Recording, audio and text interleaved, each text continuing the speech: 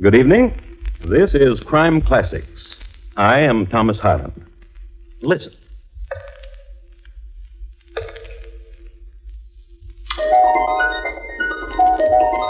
The man in nondescript uniform dropping stones into that well is a mercenary soldier, more recently a deserter.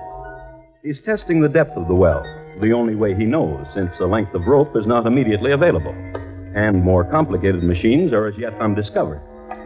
This is the year 1778, and the deserter is named James Buchanan. Next to him is his friend, another deserter whose name is William Brooks. These men are in the employ of Mrs. Bathsheba Spooner of Brookfield, Massachusetts, whose well it is. Mrs. Spooner will pay these men immediately they deposit the body of her murdered husband, right down there. And tonight, my report to you on the crime of Bathsheba Spooner, the first woman to be tried for murder in the United States.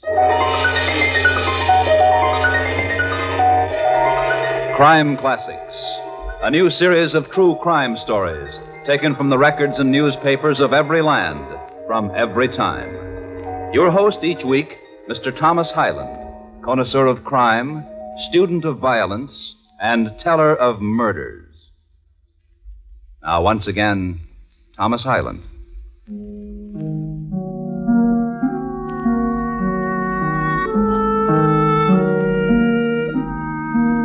The place is Brookfield, Massachusetts, the year 1778. Scene, the home of Joshua and Bathsheba Spooner, a large and respectable dwelling, 2 stories in height, situated on the north side of the road from Brookfield to Worcester. In the front of it, and nearly opposite on the south side of the road, are stately elms and a well. And in the living room, there's this. What manner of woman are you, Bathsheba? There's no content in you and no happiness. And what happiness have you given me? A life that dies quickly, cooking and sewing, and from you, drunken sleep. And you've not answered me. You would like to see me dead, would you not? Listen to me, Joshua. When you returned this morning from Worcester, my heart sank in me. I'd hoped you wouldn't come back. That I would have an accident. That in some way I would be killed. Yes. That you would be free then. Yes. To walk the town, newly widowed with a wandering eye. Yes. And you listen, shrew. I am your husband, and I'm your lover, and that's the way things are. Old man! Old man!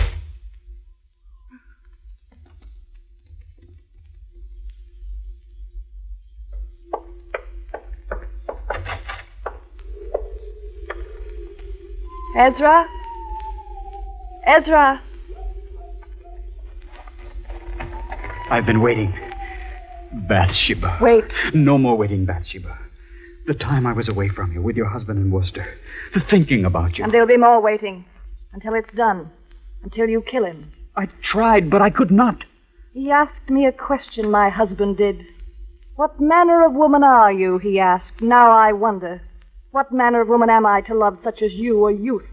A boy who pretends to manhood. You without the courage to... The poison you gave me, there was no opportunity, Bathsheba. And a boy who lies. Opportunity. When it becomes nighttime, my husband becomes a drunkard. You know that. To empty the poison in the cup when you were with him, a simple thing like that you couldn't do. I swear it to you, Bathsheba. He'll die. When? Go to him now. To the tavern where he is. Empty the poison. I threw the poison away. With no courage. Bathsheba. Speak my name and bedevil yourself with it. Just kiss me, Bathsheba. No kisses. No secret whisperings. None of that. No more. Until my husband is dead.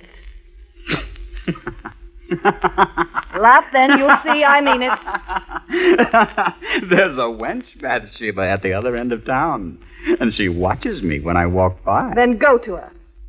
All right. Wait. Don't leave me. You almost let me go. Boy, you... Bathsheba. Kill him. Kill my husband. Later.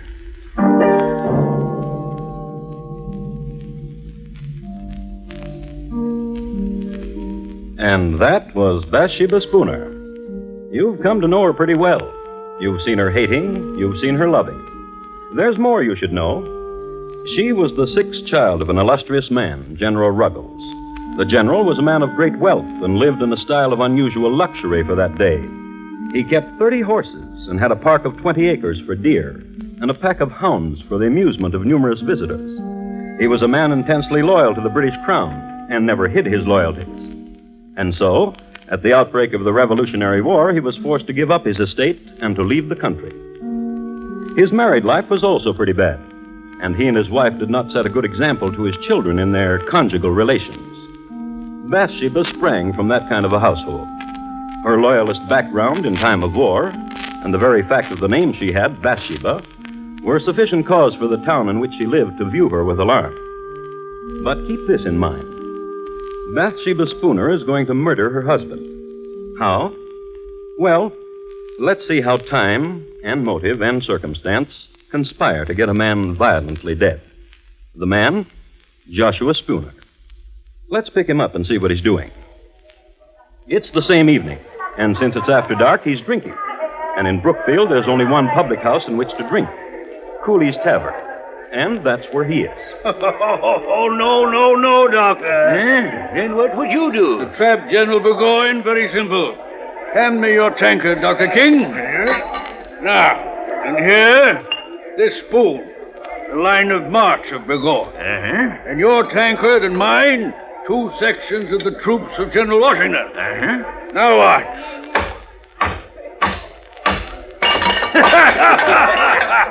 And that's how we take care of General Burgoyne. Yeah. Barkeep, more ale.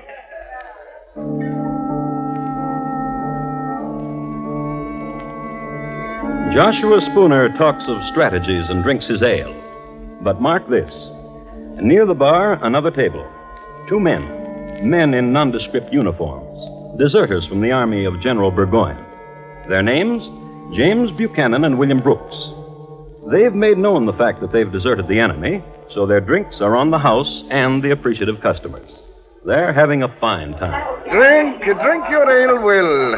Make me a toast and I'll drink with you. And a toast you shall get. Burgoyne is a scurvy... Louder, Will, louder, else we'll pay for our own ale. Aye. A toast. Aye, I'll give you a toast to that scurvy, plump-bellied Burgoyne. May he rot in the wilderness. That is, if he don't drown coming across the St. Lawrence. Gentlemen. And a merry evening to you. Joshua Spooner is my name, and it would do me proud if you would permit me Ale is what we're drinking, sir. Ale for the patriot! And patriots we are, indeed, to goodness. Oh, yes. We joined General Washington, sir, and his colonials. You should know that. And from here, we go to Worcester, where a column of Washington's hearties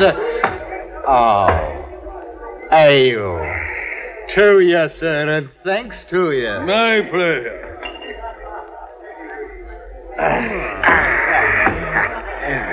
Willie Bach, your tankard is dry, and so is mine. If you will permit me, gentlemen, it would be my pleasure. My pleasure indeed.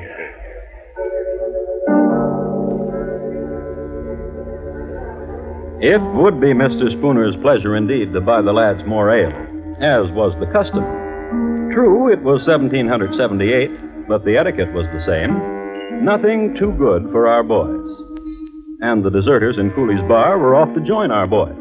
As a matter of fact, it was Mr. Spooner's pleasure to direct James Buchanan and William Brooks to Worcester to become soldiers in Washington's army. It just happened that one of the landmarks that Mr. Spooner gave the lads went something like this. Now, mark you. A pile of elms and a well. And across the road from it, my house. When you pass there, you'll be leaving Brookfield, and you will know you're on your way. We'll have another ale before you leave. You're a gentleman if I ever met one. Oh, a true one, James, my lad. A real gent.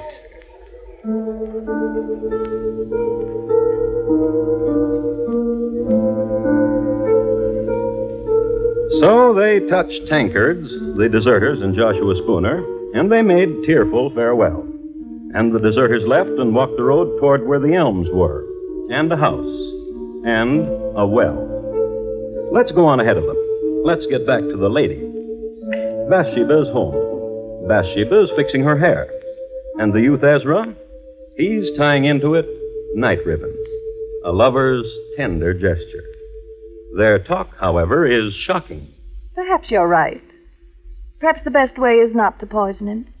I say shoot him. Perhaps, in such a way as to make it appear as an accident. Will you shoot him, Ezra? Tightly with the ribbon, dear. Ezra? I have not the courage for it. But you know of guns and shooting. You were in the army for a year. I marched. I shot no one. I marched upon an ambush and was wounded. Myself, I never pulled a trigger. If not you to kill him, Ezra, then someone. Yes. Turn from your mirror, Bathsheba, and look at me. Oh, listen. Do you hear? Yes. Drunkards. Someone. Go to the window. Drunkards. 2 of them by the moon. British deserters. I've seen them in town. Call to them. Bathsheba. Call to them. Hello! You there! What do you want? I'll talk to them. A lady wants to talk to you. A lady? At the ladies' service any time. Let them in, Ezra.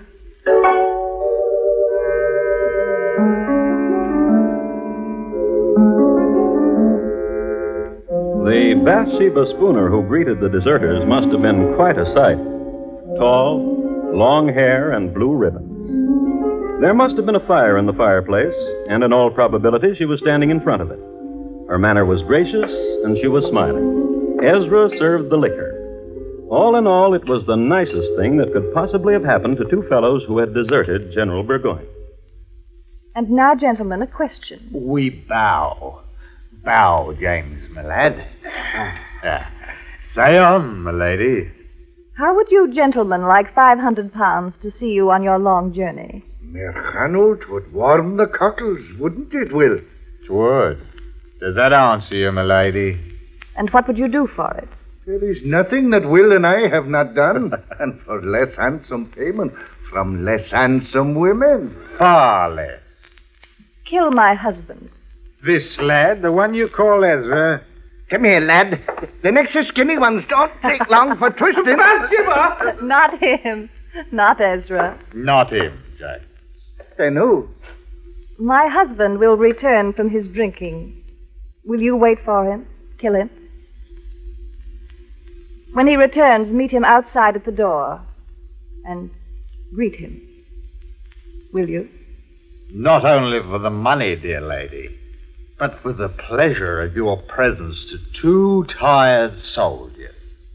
Right, James? It's the truth.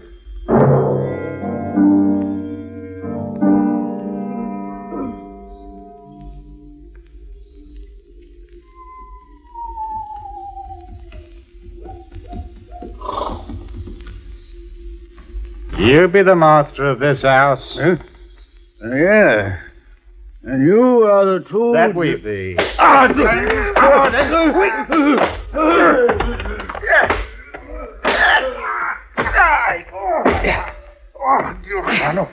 This one was a struggler, eh, Will? Get the woman. The one she calls Ezra. Aye.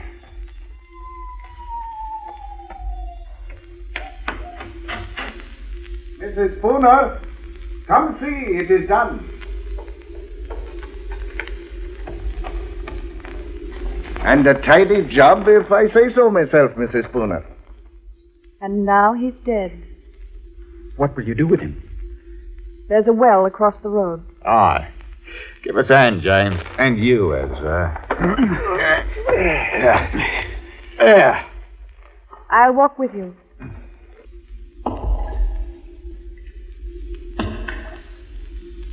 Ah. It's a deep well. Poor little man.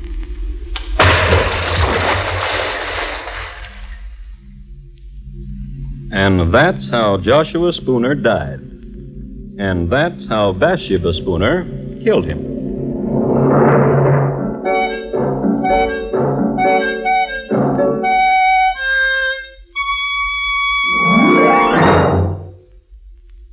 are listening to Crime Classics and your host, Thomas Hyland. And now, once again, Thomas Hyland and the second act of Crime Classics and his report to you on the crime of Bathsheba Spooner.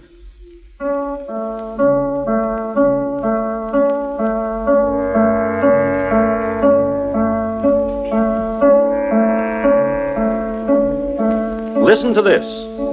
It's awful and dread, this tale that I tell. Joshua Spooner lies dead in a well in Brookfield town in 78 from 6 stout whacks across the pate. Small poem by an anonymous contributor to the Worcester Spy, the local newspaper of the day. A change of scene now. Across the road from a cold well into a warm living room. Tableau, 4 people. Mr. Spooner was such an elegant man. What will become of his clothes in his closet and his horse? You may have them. Come away from the window, Bathsheba. Here, to me, close. The stars are dancing. You're shivering. Are you cold? No. Will is very weary, Widow Spooner. We'll not go on to Worcester tonight. Then wait till morning. You can make a place for yourselves in the barn. But the money we'll have now, and the clothes and the horse. Yes, all of it. Ezra, Yes. in the morning you will go to Cooley's Tavern. Inquire of Joshua. Tell them he's not been home. Tell them I'm frantic for his welfare. Yes. Good night, gentlemen. A very good night.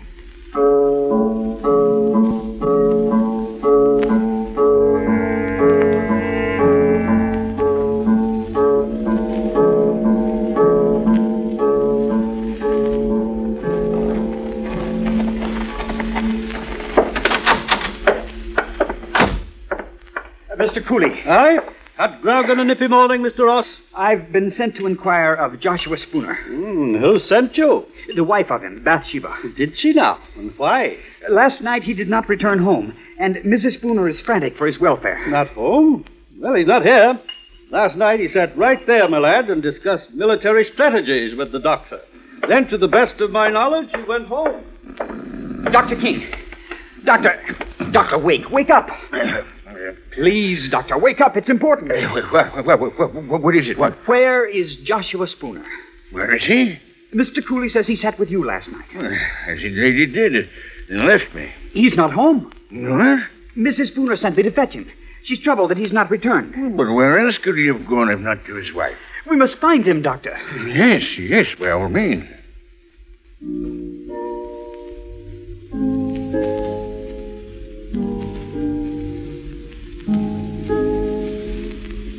Ezra did that very well, with the precise shading of alarm in his voice, the concern. A man on an errand for a troubled lady. Everybody was impressed. Mr. Cooley closed his bar. Dr. King appealed to the neighborliness of the other customers, and everybody went looking for Joshua Spooner. Immediately, they called on Mrs. Spooner, whom they found in the greatest apparent distress. Upon an examination of the premises, in the neighborhood of the doorstep, they observed the tracks of several persons on the snow. And on further search, they found Mr. Spooner. You know where. In the well. So far, only horror and suspicions. But now, let's pick up Willie and James. They haven't left Brookfield. Stupid of them, isn't it? But then you've got to examine it from their point of view. Why become soldiers in Washington's army, especially in the winter, and suffer the privations of the military, when they could be warm and rich as a civilian? So, imagine it. 2 tatterdemalion deserters, suddenly elegant, in Mr. Spooner's clothes, which were somewhat tight-fitting. But elegance and tight-fitting are somehow akin.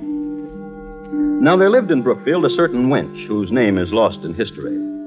This much is known about her. She had an eye for tight elegance. This much is known about her, too, that she went riding with Willie and James on their newly acquired horse. I'll help you down. Now, James. Now. Give us a bus, dearie. That's a dearie. Will, Aye. how is it we are riding Mr. Spooner's horse? Why, dearie, we don't know a Mr. Spooner. Aren't these Mr. Spooner's silver buckles? No. Aren't you wearing his clothes? These are our clothes, dearie. Come, let's ride some more. It brings the pink to your pretty cheeks.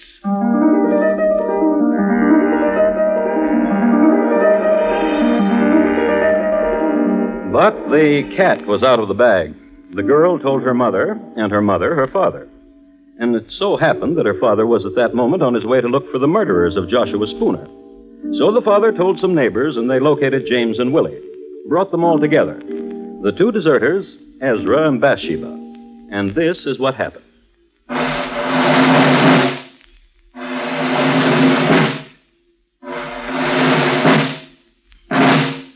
The jurors for the government and people of Massachusetts Bay in New England on their oath present that William Brooks and James Buchanan and Ezra Ross in the county of Essex, not having God before their eyes, an assault did make upon Joshua Spooner, feloniously, willfully, and of their malice aforethought, on the 1st day of March last past, with force and arms also by striking, beating, and kicking aforesaid Joshua Spooner, so as to inflict several mortal bruises, of which Joshua Spooner died. And that Bathsheba Spooner, widow and late wife of Joshua Spooner, being seduced by the instigation of the devil, did incite, move, abet, counsel, and procure the murder of aforesaid Joshua Spooner.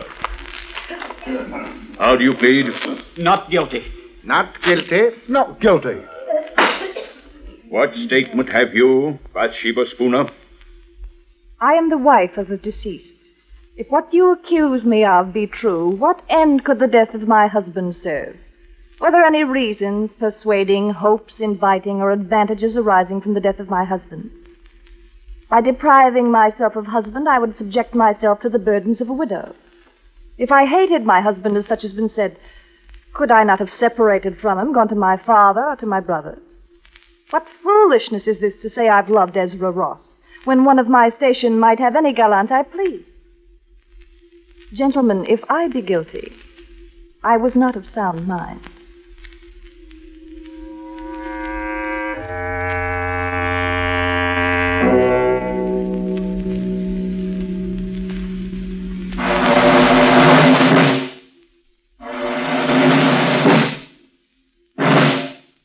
To the sheriff of our county of Essex, greetings.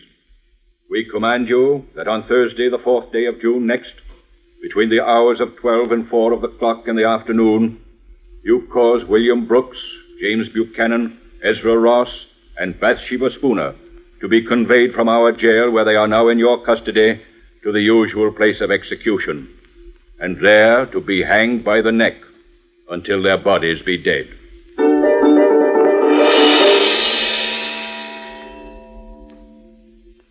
The motive, the crime, and the sentence. Justice was simple. And quickly, too quickly for the 4 prisoners, the 4th day of June. This is a copy of the Worcester Spy dated that day that I have here. I'd like to read from it. It was about 2:30 of the clock in the afternoon when the 4 criminals were brought out of prison and conducted to the place of execution under a guard of 100 men. The 3 men went on foot. Mrs. Spooner was carried in a chaise, being then, as she had been for several days, exceedingly feeble. The procession was regular and solemn. Just before they reached the place of execution, one of the most terrific thunderstorms that had occurred within the memory of the oldest inhabitant darkened the heavens. There followed an awful time. The loud shouts of the officers amidst the crowd of 5,000 people, the horses pressing upon those in front, the shrieks of the women in the tumult and confusion, the malefactors slowly advancing to the fatal tree, preceded by the dismal coffins, the fierce coruscations of the lightning athwart the darkened horizon, quickly followed by loud peals of thunder, conspired together and produced a dreadful scene of horror. It seemed as if the author of nature had added such terrors to the punishment of the criminals as might soften the stoutest heart of the most obdurate and abandoned. At length, the place of execution having been reached, Ross, Buchanan, and Brooks ascended the ladder to the stage. Our Father, which art in heaven, hallowed be thy name. Ross made an audible prayer. The other 2 were engaged in silent devotions until they faced the noose. Mrs. Spooner, as she approached the tree, was seen to bow gracefully to many of the spectators with whom she had been acquainted. Then she crept up the ladder on her hands and knees. When the eyes of the malefactors were covered and all was ready, Mrs. Spooner took the sheriff by the hand. And for the first time, Bathsheba Spooner accepted the verdict of justice. My dear sir, I am ready. In a little time, I expect to be in bliss. And but a few years must elapse when I hope I shall see you and my other friends again.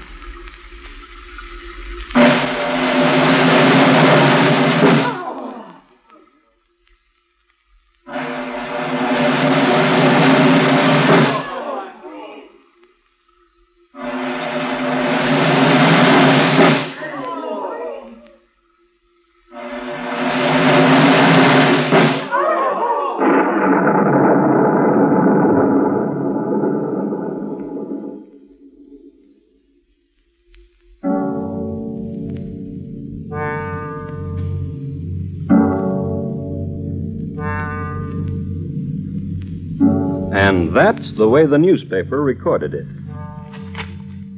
This has been my report of the crime of Bathsheba Spooner, the first woman tried and executed for murder in the United States.